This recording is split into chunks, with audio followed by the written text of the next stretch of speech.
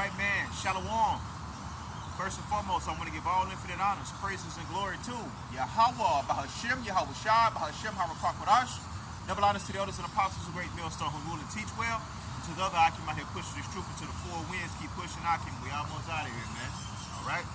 And basically, I'm going to go into this lesson on how a lot of fast food chains and a lot of budget-type restaurants are not going to survive in the times that we're coming into because they are aimed at people that operate on a lower budget, basically minimum wage people, hourly paid people, people that don't get paid a lot of money.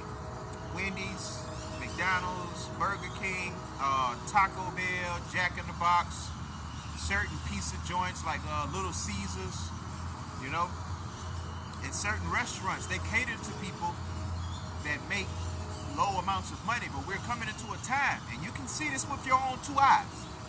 When you get paid and when you want to go out with your family and go eat and you go to these different restaurants and whatnot, I'm not going to tell you to look at the receipt because you have no choice but to look at the receipt. When you look at that receipt, you be like, man, I could have gone to a restaurant for this. I could have went and spent my money with these upper echelon guys compared to this. And that's what's going to run a lot of fast food chains out of business. A lot of restaurants that's aimed at that's targeted at lower income types of people. That's going to be run out of business. Those Arabs, those Asians, those Africans that operate in the so-called black community, they're going to be run out of business because they're not going to be able to afford to charge you the things. They're not going to be able to charge the customers a price that's in that customer's price range and still be the cheap guy and still make a profit at the same time. It's not going to happen. I'm going to say this again because it took me a while to get it out. These normal people, these mom and pop stores and these restaurants and these low budget restaurants, fast food chains, they're not going to be able to sell you food at a minimum wage price and make a profit at the same time. Okay? So that low budget food, those days about to be over with because at the end of the day, food is no different than any other business out here, man. Okay? If you was in the business of clothes, if you spent $100 on garments, you should make $300. I'm not in it, but I'm just throwing it out there. And you should double it. We're coming to a point to where these food people are going to the wholesaler, buying the meat, and after cooking it and serving it as a hot meal, which takes the ticket number up, they're still not able to make a profit decent enough to take care of their families and to also give the poor people,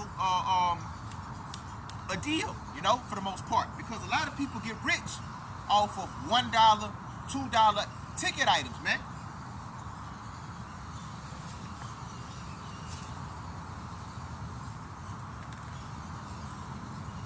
This is 2 Ezra 15 and 57. Thy children shall die of hunger, and thou shalt fall through the sword, and thy cities shall be broken down, and all thine shall perish with the sword of the field. Now this is talking about dying of hunger, right? And I'm going to keep reading. And it says dying of hunger in the cities. And why does it speak of dying of hunger in the cities? Because the cities is the most populated places upon the earth, right? You have rural areas, you have towns, then you have cities. Cities house the highest concentration of people versus towns and rural areas or whatnot, right? So when you have all of these people concentrated in this small area, you have things that have to be met, their needs. And I'm not talking about women, all right? I'm talking about food. I'm talking about water. I'm talking about shelter. So when you get to these cities, Chicago, Los Angeles, Miami, New Orleans, right? You're going to have all of these millions upon millions of people, and they're going to be competing for a very minute, small supply of of food, a minute supply of water, because those trucks get delivered so many times a week.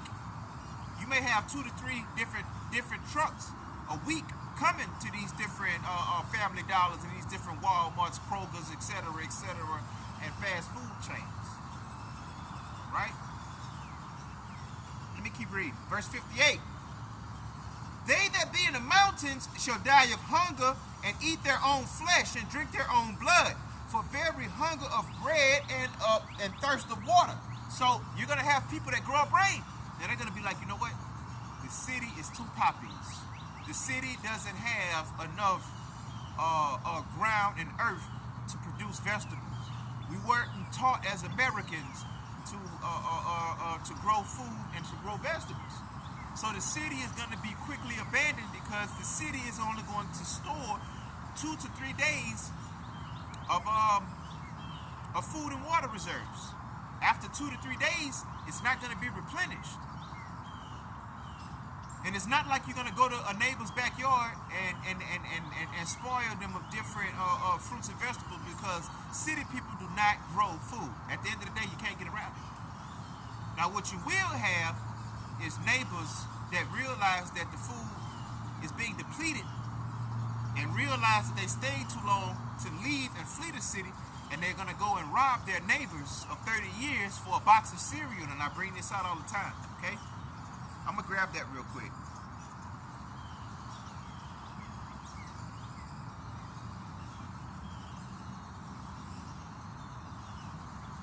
Before I get to that, I'm going to get to this because it's right in my face. 2 Ezra 16 and 19. Behold, famine and plague, tribulation and anguish are sent as scourges for amendment. But for all these they should not turn from their wickedness, nor be always mindful of the scourges. Behold, victuals, which goes into food and water and raiment and things to take care of you, shall be good cheap upon earth, that they shall think themselves to be in good case, and even then shall evils grow upon earth. Sword, famine, and great confusion. And the great confusion goes into, they didn't expect these things to happen in America because it never happened.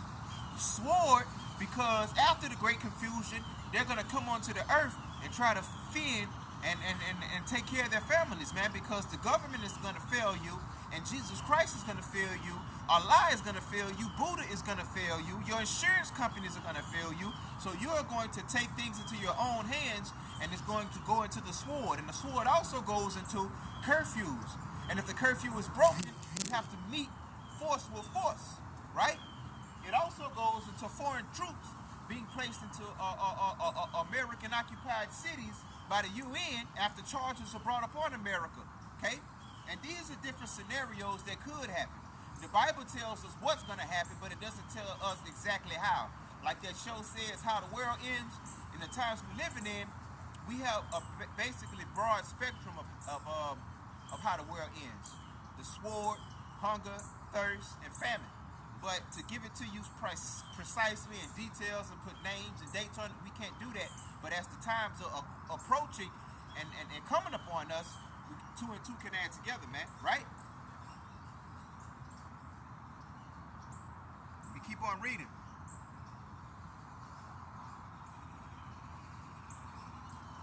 For many of them that dwell upon earth shall perish of famine. That goes into starving to death. And the other that escape the hunger shall the sword destroy. So we're coming into a time where it's not going to be food.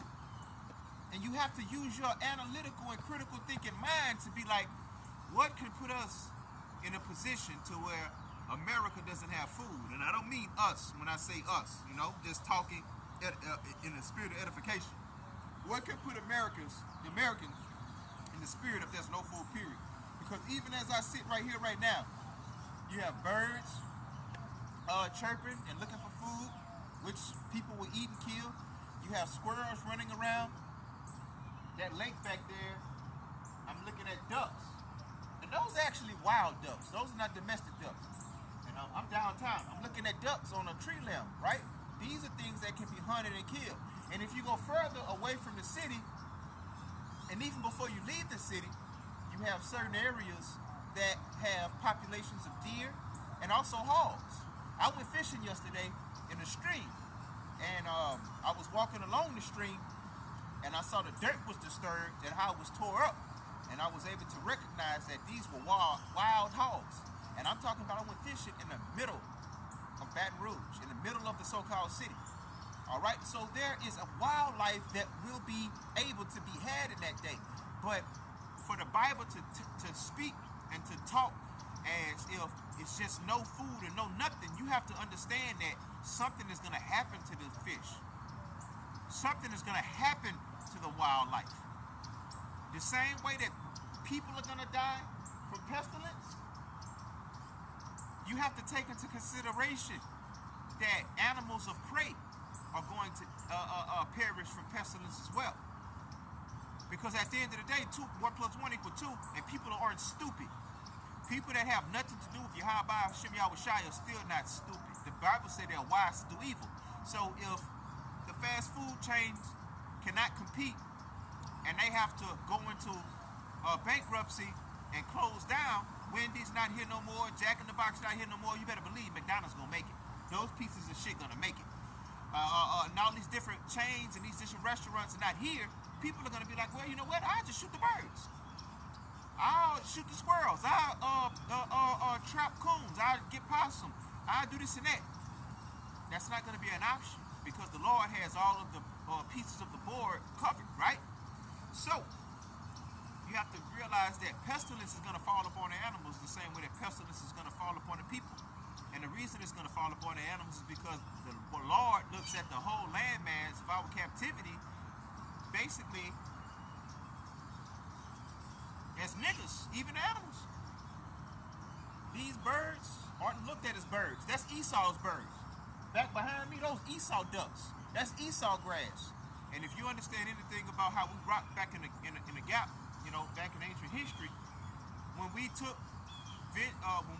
executed judgment upon our enemies, we didn't only persecute them and their family, we would salt their fucking grass so their grass don't grow. We'll go to their fish aquarium and kill their fish. We'll go kill their dogs. We'll go kill their livestock. You understand? And that's what the Lord is doing to America. And that's what the Lord is doing to the places that Israelites are held in captivity across the four winds, because he doesn't want you to carnally find your way out. He wants you to seek him, Israelites. And for the world, there's nothing that you can do, man. Just hope that he has you preserved to be one of the first fruits of slavery. And that goes into being progressive, and that goes into having things on this side, because the poor people are not going to be the first fruits of the slaves in the kingdom to come. It's going to be the movers and the shakers in this place right here, the 12 ruling families and the people right under them. But with that, I'm going to give all infinite honors, praises, and glory to Yahweh, Bahashem, Yahweh Shai, Bahashem, Harakwakwadash. Double honors to the elders and apostles, the great millstone who rule and teach well, and to the other Akim out here pushing the truth to the four winds. Keep pushing, Akim. Kwam Yashirala. Abal, Babal.